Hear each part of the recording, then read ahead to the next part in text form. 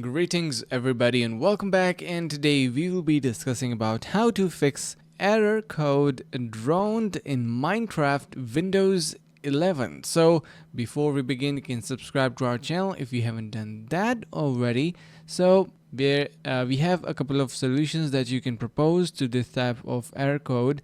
So what you can do is, first of all, of course, you can try restarting your computer console or whatsoever machine that you are using. Of course, you're using Windows 11, so most probably you're going to be using your PC, laptop, or maybe your Chromebooks or stuff like that. So you can also clear the account sign-in data, reboot and update Microsoft to its latest version. And if you are using the Java edition of Minecraft, then you can simply try reinstalling Java as well. Confirm your DNS connection, so your ISP or internet service provider should be working perfectly fine as well. And if that is the case and you are still not able to get your fix, then you can contact customer support. So I hope this is going to be helping you guys out. If it does, consider subscribing to our channel. Stay tuned for more and see you in the next video.